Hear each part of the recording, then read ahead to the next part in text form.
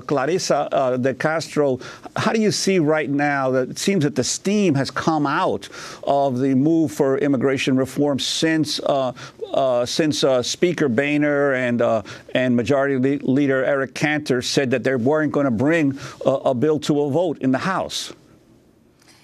Well, I think the interesting thing is that the advocates for immigration reform, I think, often have to keep their nose to the grindstone. We have been hearing that this team has come off immigration reform since a couple of days after the election, when the conversation started.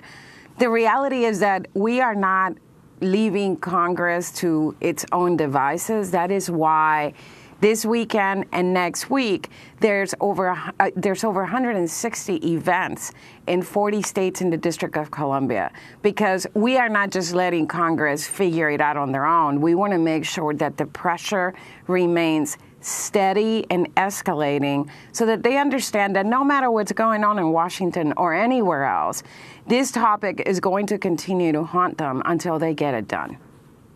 And in the House, the Republicans have discussed and trying to get out different portions of a bill, but not a comprehensive bill. Could you talk about what they have so far done in the House in terms of specific portions of immigration reform? Yes, in the House, they have passed 5 bills so far out of committee, and they can move to the floor with any one of those bills. The thing about getting immigration reform done is that there is different procedural ways in which they can get there, and because that is the case, we as a coalition of forces, as advocates, have not focused necessarily on the process. We know that if there's a will, leadership can get this done.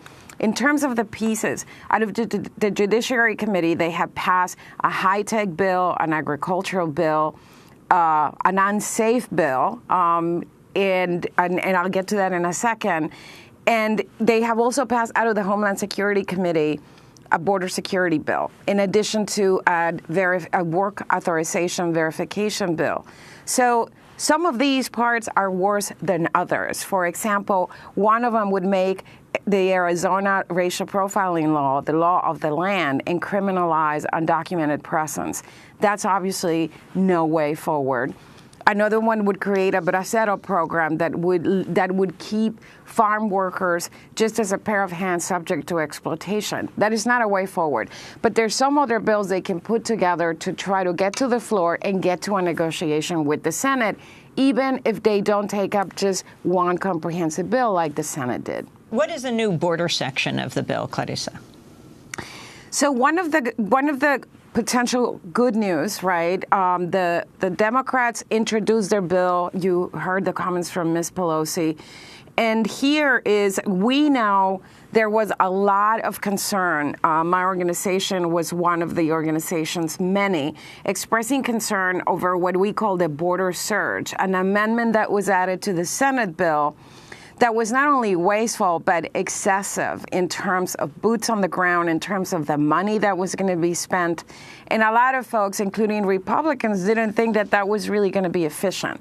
And so in the House, where also Republicans and Democrats voiced concern about this Corker-Hoban amendment, is how the border search was known, the Democrat proposal, what it does is that it takes the Senate bill, over which there are concerns as well, but it takes that bill, eliminates that border search provision, and instead adds a border security bill that the House Republicans proposed and was passed out of committee. Therefore, it is bipartisan. And Clarissa, my understanding in talking to immigrant rights advocates is they're expecting to ramp up a civil disobedience and protest campaign, specifically targeting Speaker Boehner and Majority Leader Cantor, since they believe that if they will allow a bill to come to a vote in the House, that there are the votes among Republicans and Democrats to pass comprehensive immigration reform. Is it your sense that it's really the problem right now is the leadership in the House that is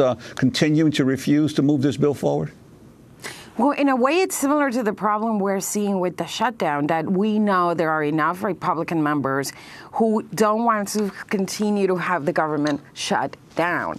And so I think that Republicans, those realistic, pragmatic, Republicans that are interested in fulfilling their mandate, which is to govern, need to work with their leadership to come to a solution that doesn't allow a small minority of the party to continue calling the shots for the rest of the nation, particularly on an issue that there are enough Republicans who support it to get it passed in the House, and the vast majority of America supports it. And the reason why it's so important is because, as you mentioned at the beginning, inaction is not free of consequences. Every single day, we are seeing over 1,000 people being deported, and it has consequences, dire consequences on those individuals, but it reverberates across our communities, citizens and immigrant alike, and we have to stop that.